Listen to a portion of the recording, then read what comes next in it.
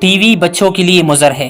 دوستو، ہندوستان میں ہونے والے ایک مطالعے سے ظاہر ہوا کہ بہت قریب سے اور دیر تک ٹی وی دیکھنے والے بچے مرگی، چڑچڑے پن، بے خوابی اور تناؤ جیسی امراض کا شکار ہوتے ہیں۔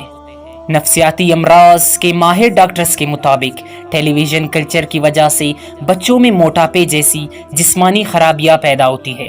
اس سلسلے میں ٹیلی ویژن کی اسکرین پر ایک فلم میں ایک اداکارہ کو دیکھ کر دلی کے سلیم پور کی 9 سالہ پوجا کی خودکشی کا واقعہ بھی ٹیلی ویژن کی مضر اثرات کا منہ بولتا ثبوت ہے۔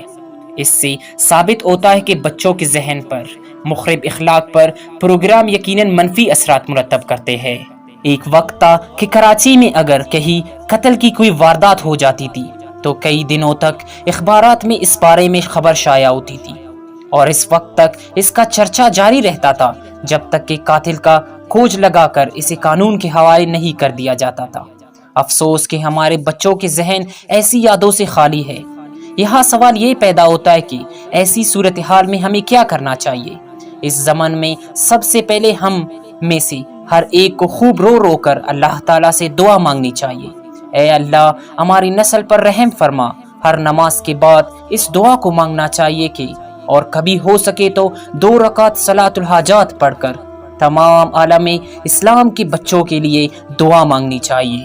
والدین کو بھی اس بات کی تعلیم دی جائے کہ وہ اپنے بچوں کی حقیقی ضروریات کو سمجھے، ان کی صفائی ستھرائی اور تعلیم کا حق المقدور خیال رکھے، اور ان کی ذہنی تربیت کو بھی تمام چیزوں پر فوقیت دے۔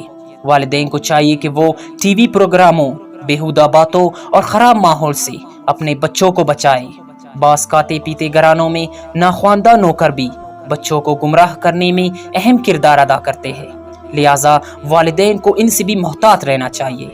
نوجوانوں کے لیے مساجد میں دینی حلقے، سیکھنے اور سکھانے کی فضا، درس قرآن و درس حدیث، محلے کے دوسرے نوجوانوں، بوڑھوں پر محنت کر کے ان کو دیندار بنانا وغیرہ کی فضا بنائی ہوگی تاکہ نوجوان اس میں مشغول رہے۔ اس سلسلے میں ہمیں ابتدائی تعلیم و تربیت میں اپنا کردار ادا کرنا ہوگا، اور جہاں جہاں موقع ملے اس شعور کو بیدار کرنا ہوگا، کیونکہ قطرہ قطرہ دریا بنتا ہے۔